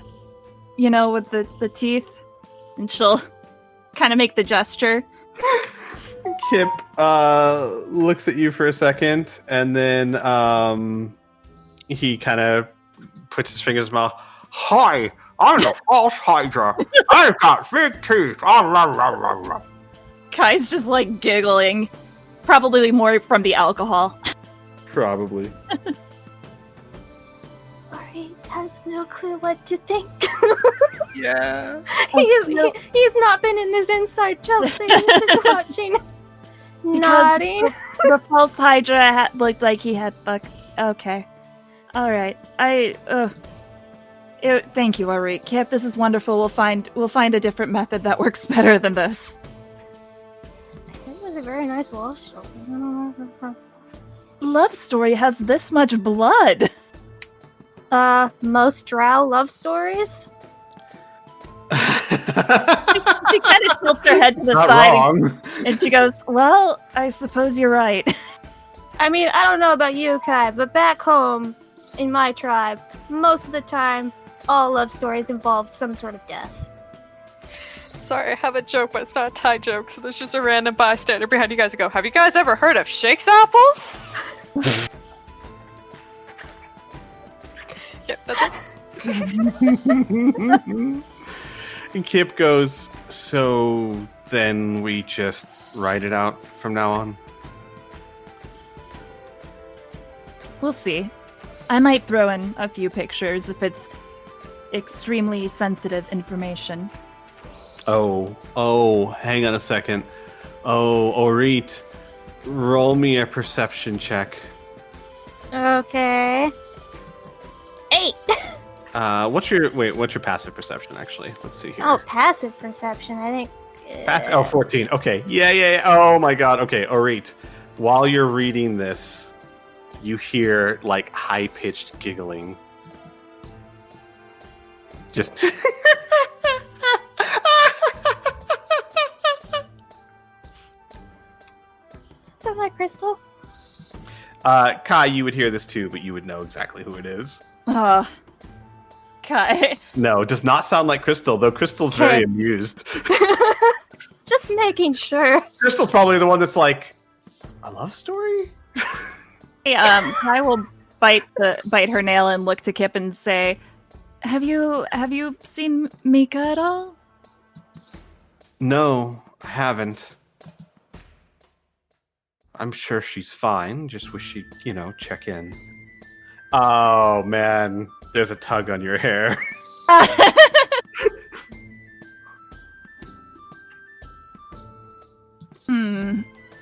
Kai's gonna send a message, even though Kip's right there, Uh-huh. and say, Kip, she's here and she keeps pulling my hair. Ori, he says out loud. Where's that weird giggling coming from? Kip's eyes narrow. Mika. What? Like, giggling stops. Kai kind of looks at her shoulder and says, I told you not to pull my hair anymore, and you did! You promised! Mika, like, poofs into existence. And you promised not to tell him about me. I guess we both broke a promise then. and she genuinely starts laughing at that. Hang on a second. Somewhere downstairs, you see Arthur talking to himself. Man, I wonder where Mika is. I miss her. She's nice. You hear Kip go, Mika? What? What? I'm free to do what I want. I'm not bound. I'm not a slave. I can follow whoever I want. Mika, you're supposed to tell us if you go anywhere, we worry about you. You don't need to worry about me. I'm fine. I'm fine. I'm following them for now because they're very important. They're doing things, and I need to observe them for you and Lady Celine. And Kip's eyes just like narrow at her. Right. Well, at least now I know where you are. And Mika actually like hides behind Orit. I kind of looks at the group. How about this? Since tension seems to be running a little high here, and I'm coming back from my mellow, how about we all get one of the special drinks of the evening? To lighten the load, the mood? Kip stands up. I think that's a wonderful idea. Look straight at Mika. All of us. Kai's just gonna get up, grab Kip's arm, and pull him. She kind of feels bad for Mika. Oh man, Orit, are you going with him? Yeah, I suppose he follows because he said all of us, and he's still holding a piece of paper, not entirely sure what to do with it. Alrighty. So, Kip will pay for himself and Mika. You guys will have to pay for yourselves. It's 1 gold per drink. The drinks all have effects. If you don't like the effect, you can pay for another one and reel again because it'll replace whatever the previous one was. Who's going first? Not it. Okay, I was gonna say age before beauty, but here I go. Alright, roll me a D100. 95. Oh.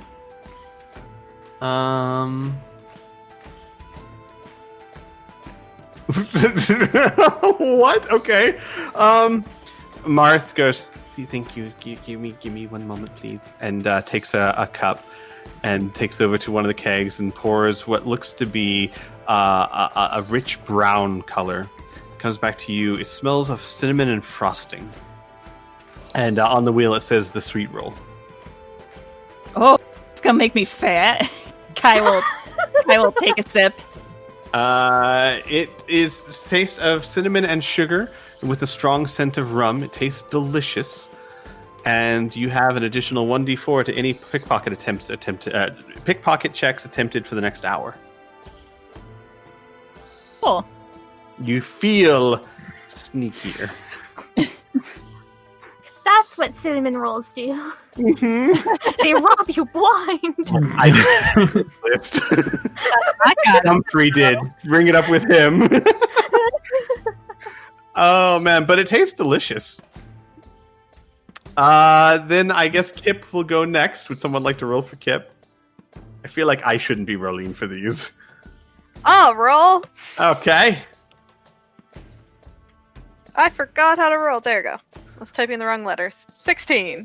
16. Shut up, phone.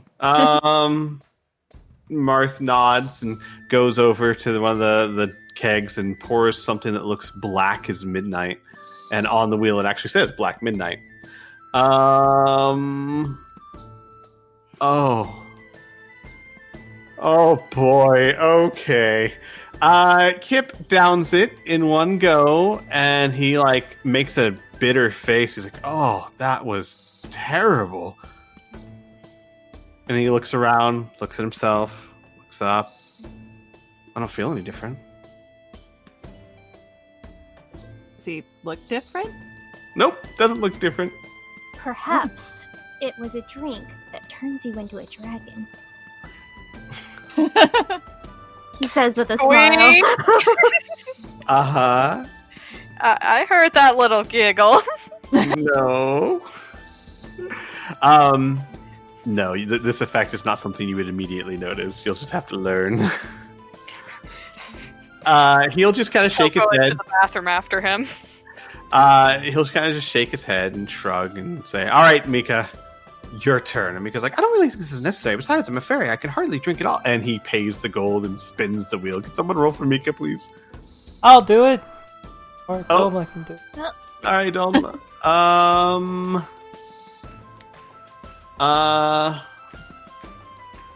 It says on the wheel, dragon milk. Oh, that's kind of gross. Sorry. He goes to the barrel and a milky white substance pours out of it and takes the mug over, and Kip holds it to Mika and says, "Well, Mika, it's your drink." And Mika just like sticks out her tongue and does the whole, "It's your drink."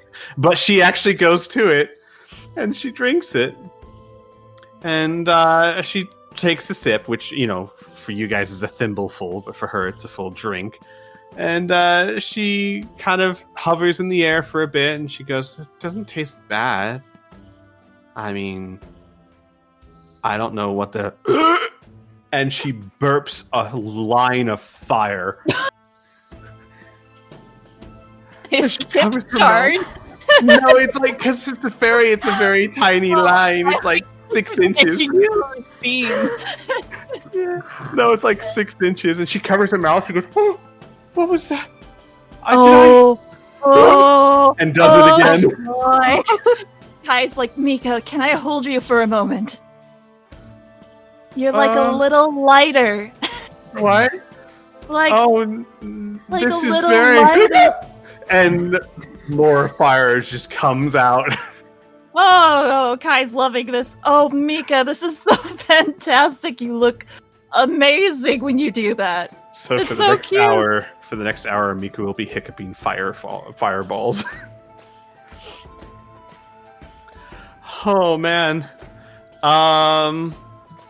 Well, Ori, you're the last one. Yeah, come on, Ori. my turn. 93. I think that's the same. No, it's not. All right. Almost. Marth goes over to the keg and turns it, and a sickly green liquid pours into the mug and hands it to you. It smells kind of sweet. And on the wheel it said the Lucky Leprechaun. I'll take a drink. It tastes kind of grassy. Like, you haven't eaten lots of grass in your life, but you imagine this is what grass would taste like. But for the next hour, you have advantage on any charisma checks. Oh, He takes a sip and then makes the toddler, like, ew, ick, I don't like what I ate face. Like, he sticks his tongue out, like, bleh. it's like slowly sipping her drink, and she just goes, "Well, it looks like I got the best one." Just keeps drinking it. I've only had grass once in my entire life. This is it. Wait, when you say grass, what do you mean? Like the stuff outside. Like you just went up to the ground and thought it would be a good idea to shove that in your mouth.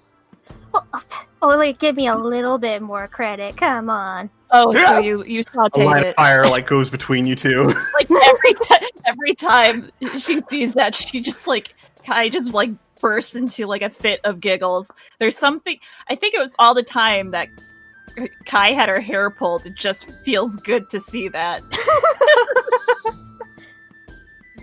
No, you see, I ate grass when Arthur threw me to the ground. Oh, right. You remember that? I did. I'm still Kai. feeling. There's a tap on your shoulder. Oh no. Kip's Okay. eyes are very wide and his face is flushed. Oh. I see dead people. And he's just pointing at nothing. Oh. He looks in that direction. Does he see anything? No, you don't see anything. Dear, what are you seeing? Right there. What does it look like, Kip? He's dead. Uh-huh. And he's pointing like next to Dolma. He's like, he's staring at her. Oh, Oh, Kip, no. Kip, what does he look like? Do you recognize him? He's got skin dark like hers, white hair. Kai, like, bites her lip. She looks to Orit. He leans in. You see them too? And about this time, hang on, I'm going to pause this conversation real quick because we're going to go to the cellar. Arthur, you're in the cellar helping Tally get out of the costume, right? Yes. Tally is inconsolable. That was horrific. Oh my god, I failed. Everyone laughed at me. It was horrible. Oh, everything will be fine. It'll be fine. Oh, you saw it, then I ruined your entrance too. Oh, Arthur, I'm sorry. I can have another entrance, it's fine. Oh, but everyone thinks I'm a joke now. Well, perhaps. What? Like That just means that you have to work harder to get their attention. Fine. They'll come Roll me to a know. persuasion check. Yeah. Yeah. They'll come to know the Crimson Tigers. This is fine. I'm going to use my Bardic Inspiration because I haven't used it yet. Yes, it's true. You haven't. Actually, Please do. I still have Inspiration. I'm going to re-roll that first. Oh yeah, sure. By all means, reroll. Oh, Boom! wow! What a wonderful use of inspiration. Thank I you. You want to highly spice it up? You want to throw down a d6 on top of Yeah, that? sure, let's roll. 1d6. Let's give Tally a good mental health 2. night. 22. He starts like sniffling. You think so? Yeah. Squee says roll again at disadvantage. Son of a bitch. No, it's true. Heroes are supposed to go through trials. I just didn't think it would be this kind. Fine. It's fine. If you say so. Okay. And like, you get him together and you start leading him out, but he's Tally now. He's not, in costume. And as you lead him out, Kai, like, Kip's vision spins to Tally. I see another one. Behind Kip, the little one. Kip, that's just Tally. He's not dead. No, behind him. An old human, I think. Big beard. Just watching him.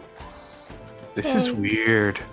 Okay, Kip. Look, it's a magic drink. It's probably doing something. Why don't we all just go in a corner somewhere? All right. Sit in the corner and play. Let's close our eyes for a few minutes till Kip settles down and stops He- seeing. It's a very popular game up north, I can assure you. He It's nods very and he soothing. starts letting you lead him away. He seems very drunk. Like this drink hit him hard. And as you're passing the bartender, he stops and turns to Ty and just stares open-mouthed. And you just hear, so many. Kai's gonna you just see Kai's hands slowly come over Kip's eyes. And she'll kind of poke her head from to the side and say, I wouldn't worry about what he's saying. I wouldn't be concerned. You He's drunk. now Don't I'm worry about him. You've had a little too much to drink, and you know how it is when you drink too Oh. much. Oh, now I need to hear. Those are the fun parts. No, it's really not all that fun. Nothing to see here. Listen, No, I have about He- 3 minutes before this booze really hits me. We should probably find a place to sit down. Yeah, he looks rather blanched, actually, as if what he saw has actually, like... Okay, we're just gonna go Can outside. I see this and direct all of them to just go up to Arthur's safe place, which is his room? Yeah, absolutely. So Kai and Ori help Kip. Kai like puts her like hands over his eyes and Ori like grabs his hands to slowly guide him forward. like Drinking the Black trio. Midnight up the stairs. Oh, man. Hey, anyone else want to try the drink wheel? I'm gonna say 5 minutes later, you see Kai come down for her drink that she didn't finish and say, "I'm just gonna finish this," and okay, and then she just goes back upstairs. You Hey, see an Noma. invisible. You see an like there's an invisible Mika. You can't see her, but every once in a while, just there's like a burst of fire on her shoulder. Yes. I will get one for Tally. Oh no! Yes, wonderful. Yes. Please mark off a gold and I was roll me gonna a make him D100. chocolate milk, and then you have to do this to him. You Yes, can still make him chocolate milk. roll that D100. Okay. D100, 81. 81. Hang on.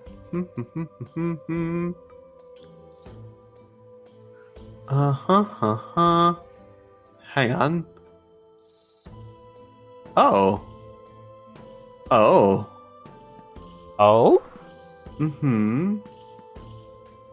So the Marth looks at it and nods and goes over to the tavern, and on the wheel it says the Tiamat. Oh no. And Marth goes, "Oh, this one's special. I can't use just one mug. Hang on one moment, please. Thank you." And takes 5 tiny glasses and pours 5 different shots, one of each color, and black, blue, red, green, and white. And he takes them and then hands them to you on a tray. Before I take this, Mm-hmm. this has no relation to Dragon, right? Just a name. It's just a drink, sir. I don't know anything about it. I just work here. If for whatever reason has anything to do with the dragon, be back. I will not be happy. Have a good evening. It's work. He's just walking away. Oh boy. Oh boy. He is Tally. actually kind of mad right now. Oh man. What do you do with the drinks? Do you give them to Tally? He's going to set them down and go, I originally was going to give this to you, but it's named the Tiamat, so I don't care what happens to them. And he's going to go into his bed and put covers on. And he turns and leaves. And you'll notice as you set it down, like they have started looking differently. The black one is kind of become thick and syrupy. The blue one has like little tiny flicks and sparks of blue lightning, just tiny little ones. Mhm. The red one actually is on fire on top of it. And the green one looks like it's boiling, while the white one actually has frosted the glass. Oh shit. Mm-hmm. Well, we're all in Arthur's room right now, Yep. Mm-hmm. so you guys have at it. And as he does that, Tally goes, "Well, he got it for me. I guess it's rude if I don't." And starts just downing them. So what happens? Oh boy. Okay. He takes them and he makes like a face. He's like, "Oh, that was wow." And it's each one, he drinks one. He goes, "Oh, he drinks the black one. That's kind of oily, I think." "Yeah." And then he takes the other one and he drinks that, and he's like, oh, that's very zippy. It's like bubbles, lots of bubbles. Wow. And then he kind of hesitates on the one that's on fire, and then he drinks it, and he's like, spicy, very spicy. And he immediately grabs the green one and downs it. And he's like, oh, it's kind of minty. I like it. And then deep breath and takes the last one and goes, oh, that's really cold. Oh, that's really cold. And then very slowly he looks at his neck as there seems to be hang on. My headset just turned off. That's not good. Oh! You lost my hearing. Because I can't hear anything. Tally's headset. No. Hang on. I will be, All good. be able to Alright, hear as there we adoring go. fans. You'd think the headset would give me some sort of notice that like my battery is low. It didn't do Right? that. It just said powering off. 4 heads grow into a 5-headed tally. Oh no! And they all start talking to each other. Oh my gosh, what are you? Are you me? Oh my gosh, it's me. Oh, maybe it's the drink. I know they were magic. Oh my god, it's on. And like they're just babbling to themselves. For 1 hour, he has 5 heads to Jeez. simulate the 5 heads of Tiamat. Ori leans over to Kai. You know, I'm actually not too bummed about having to drink grass now. Arthur's gonna say. Honestly, it's been great. I love it. Arthur's gonna say, poking his hat out from under the blankets. No, it could be worse. Not that bad. How's it feel? You get 5 different answers. Arthur, are you I gonna feel try fine. one? I'm Oh. sick. I think it's fine. Oh my, it's cold out here. I want to bite something. Like just like all at the same time. Well, I mean, are they sweet? Join the club. Mine was very good. I mean, it is alcohol. Now that I can tell the distinction a bit better than earlier in the evening. Well, I don't like beer. Hold on, Arthur. 1 moment. Kai's gonna leave the room, and you just hear. Oh God. Alright, gets up. I don't know if her hair's down, but he'll grab her hair. Oh, And she kind of puts her hand up. She goes, "No, it was just the banana. For some reason, that just didn't sit right. I don't know. It was weird. Kai, Thank you." Do you want me to get rid of the alcoholism? Yeah. she looks at him. Yeah, I'm just making sure it seemed like you were having a good time. You were all giggly. a flame of fire almost hits you, Ori. Can you get it to that good place I was at before? Now this kind of just feels bad. I feel kind of gross right now. Well, I can give it a shot. I can't give any guarantees, though. Oh, Kai, are you all right? You should suck it up. I want to bite you. Like you just hear all of this behind you. Jesus. All right. He turns around. Okay, which one of you is the one that's the bitey one? Is it you? They all start blaming each other. Well, at least that takes care of that. He looks back to Kai and will try to cast lesser restoration on her. Okay, absolutely. Kai, you feel much better. You are completely sober now and fine. I mean, you had to feel a little bit of ooze on you for a moment there, but then you feel fine. Unfortunately, you no longer have 1d4 to pickpocketing checks. I'm sorry. Guess I better go get another one. I guess so. Are you gonna get one come for with me. Arthur? Okay. I'll Arthur, go. come with me. Can someone keep an eye on Kip? He's staring at the wall now. Yep. Kip is I'll- actually staring at Tally. Yeah. Or I'll behind stay Tally. here. And then I guess Arthur and Kai will go down and get I'll their mark drinks. down another gold. Okay. Roll me, Arthur, roll me a d100 for yours. We'll do yours first. Okay. 30? 30. The wheel says end of the line. What? Mm-hmm. Oh, wow. Marth looks at it and goes, "Oh, this requires a special coin. Hang on a second. First of all," he gives the coin back. "This drink is free." Oh. And then he takes out this black coin with like a red head and a red tails and flips it. Arthur, roll me a d20, and 11 and above is heads, and 10 and below is tails. Alright, let's see what it is. 6. Tails. So tails. Oh boy.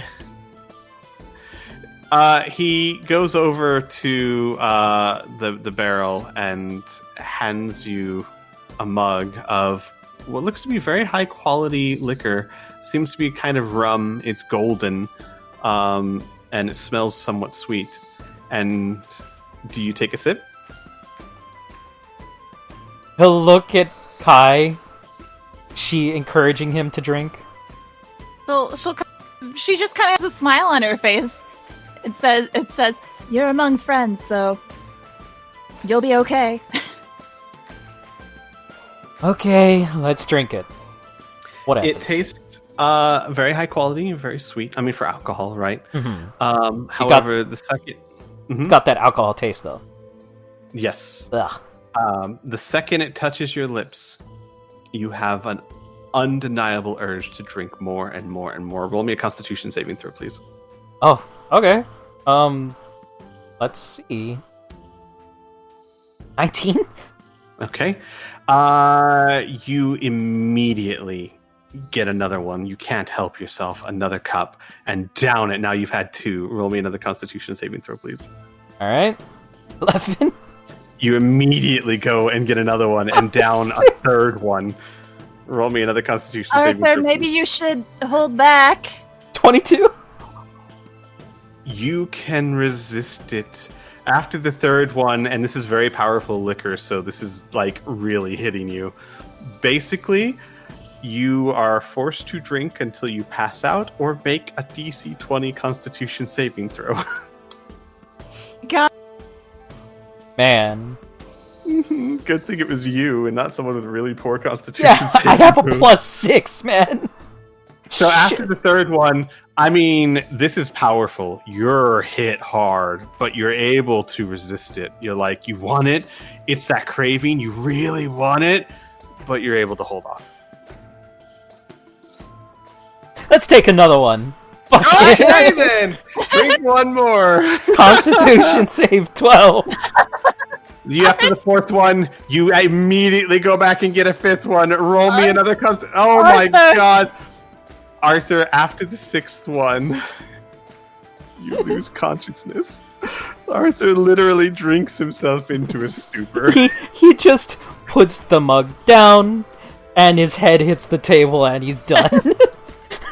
Kai just stares, and then she'll kind of look around, and she'll whistle at Gersten. Like, put her hands in her mouth and whoop! Looks up, looks over, comes over. Yes, how can I help you, Kai? Could you be a dear and bring Arthur to his room? He seems to have drinking himself unconscious. Ah, yes, of course. And Gersten will grab him by the collar of his onesie and just like start kind of like dragging him behind him up the stairs. Kai turns back to Marth and puts down 4 pieces of gold and says, "I want 4." Holy shit. Roll me your first one, please. D100. 92. Okay. The spinning wheel says the hook and slider. Oh boy. Wait, before she drinks hers, she wants to get drinks for the hardworking individuals, Tyburn, Dulma, and Ashu. Got you. So let's deal with them one at a time, but we'll say you don't drink yours yet. Okay. Marth takes what looks to be cooked goat intestine. that's been tied into like a funnel and fills what looks to be a heavy beer and then hands it to you. I actually looks pleased with this. Roll me another D100. This will be Dalma's. 70. Okay. Smirgnome. Smirnome, actually, is what it's called. Smirnome. Marth takes a mug over and fills it with what looks to be like a clear vodka. Are you keeping track of all of this, Squee? I am keeping track of all this. Okay, here we have Tyburns. Okay. 88. Give me a second here.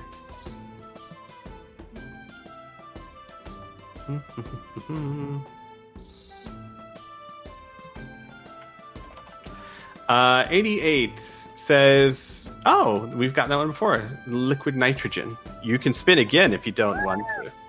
Wait, no, that wasn't the ghost one. Never mind. Nope, that wasn't. Does that cost the gold to spin again? No, because it's one you've already gotten. Okay, sweet. It says, which would absinthe?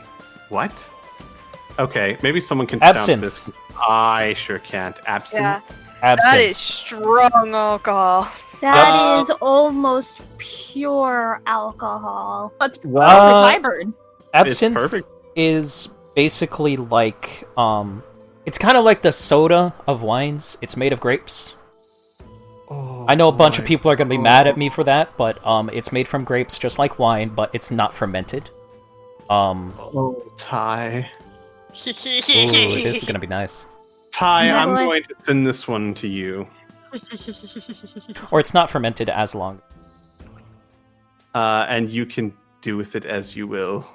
I am waiting. Mm-hmm. I am excited. Mm-hmm. And then, It is a potent spirit that looks the color of a moss-covered tombstone. Yeah, Oh. I'll let you deal with that as you will. oh, okay. And then our last one. Squee. 27 is for a shoe. Yes. Oh, okay. The sign says, what was I saying? All right. So Kai will gather her drinks, and she'll go up to a shoe first that she sees, and she'll go, drop the pipsqueak, come up to Arthur's room, we're having a party there. And then she'll walk away, and she then goes up to Dulma and says, hey, I got you one of the fun drinks. Meet us upstairs in Arthur's room. And then... A shoe, just to let you know, she set down a shot of a very unassuming strong alcohol with a cherry in it.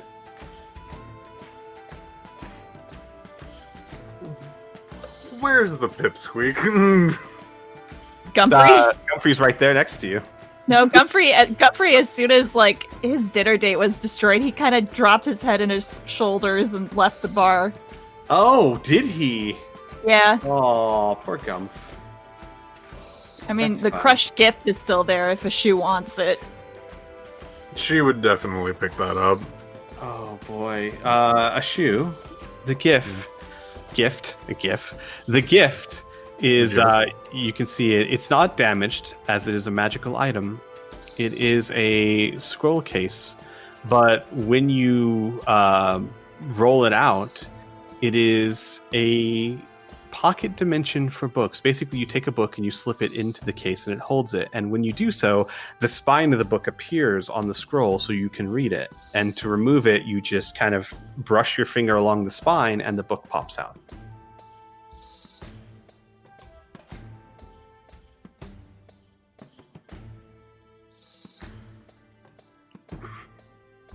Shit. She will study this most of the time until a drink is handed to her, Mm-hmm. and she then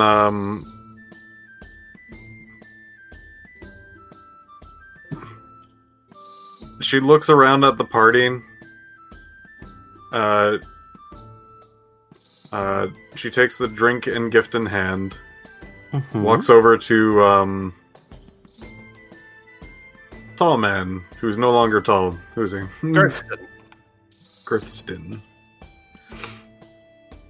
And then says, "Can you handle this party without supervision?" Absolutely. I have everything well under control.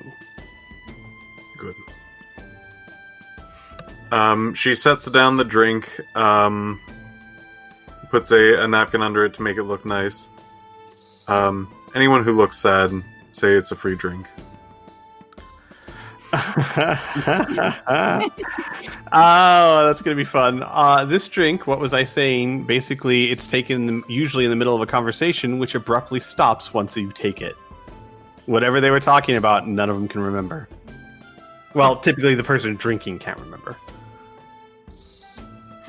So it's literally like so anyway, the market shares are... I What see. was that? What was I saying? Yeah. She will then leave the bar and go try to find the pipsqueak. Sure. Where would Gumfrey be? He's standing outside Gumfrey and Sons. He has his head like leaned onto the door. He's not moving or saying anything. Just standing there, very dejected. So easy to find. She wanders over, and leans against the wall and not in any particular cool way, just kind of just propping herself at this point. She then goes, "I'm sorry that God! Oh! The shoe! I'm sorry. Sorry, you startled me. Hi. What are you doing here from the party? well, you left in the middle of the date." Oh, sure. You don't have to pretend no more. This old gnome just doesn't have the magic he used to. I don't know about that. She then takes the item and in hand and moves it towards him. This is probably the most perfect gift anyone has ever given me, and I've gotten some very nice gifts. Really? Absolutely. Oh man, my intern Toby told me that you really were looking forward to that.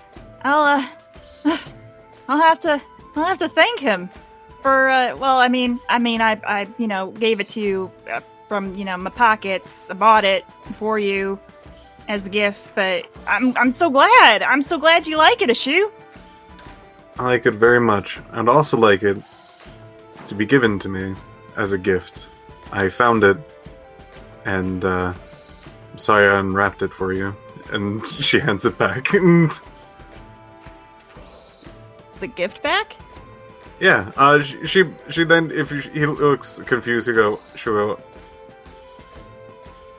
"You haven't really given me the gift yet. You had it lying there before you could properly... It's not mine."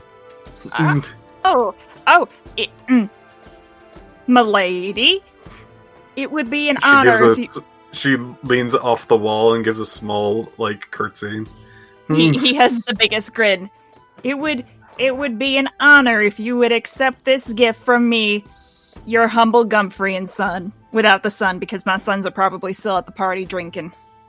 Them boys, am I right? Thank you ever so much, and I shall treasure this.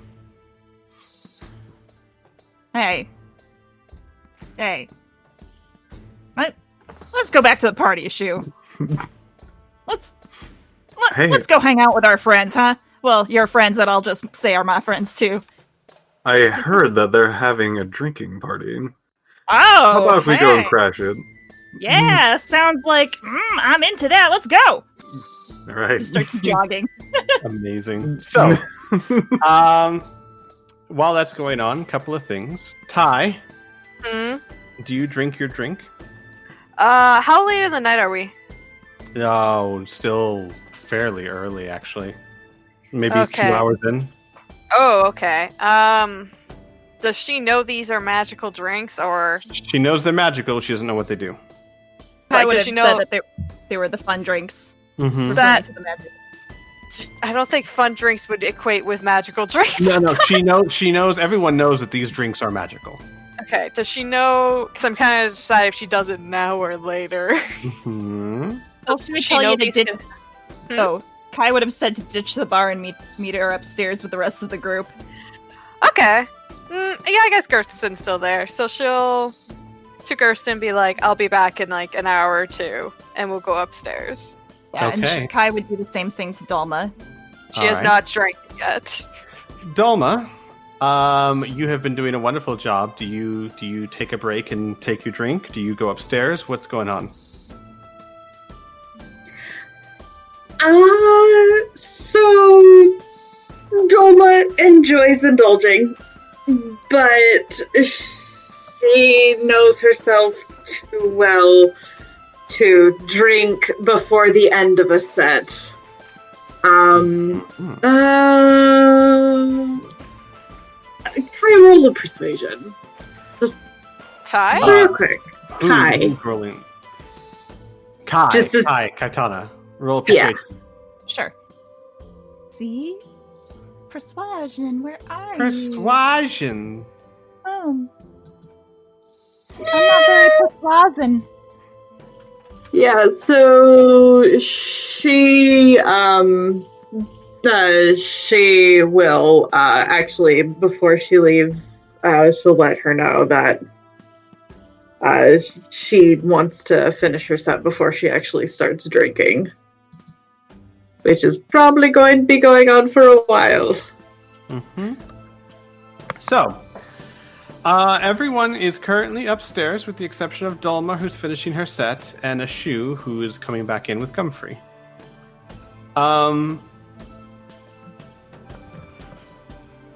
Ashu, as you come in with Gumfrey, you guys come back to the party. You are followed inside by someone who has a cloak and their hood kind of drawn up. And they walk through the door, step in beside you, and look around and remove the hood of their cloak. It's an elf with blonde hair and green eyes, and very familiar. Noreth looks around the tavern with a small smile. Fucking Narith. Mm-hmm. Who invited her? And I think we're going to end the session there for now. Can we do Ty? Or do you want to wait on that? I want to wait until next session because I want to give you time for this. Oh, I have an idea. Well, the thing is that now everyone's going to have to interact with this person with these drinks or whatnot. So Okay. we'll save it for next week. But keep all your ideas. Okay, I'm gonna have to write this down before I forget. Mm-hmm. All right, everyone. Well, thanks for coming. And next week, we'll finish up the tavern party. Because boy, is it a party. Yeah. Sure is. Hmm. Bye, everyone. Goodbye. That's my cue to stop the stream. Goodbye, everybody. Bye. Bye. Bye.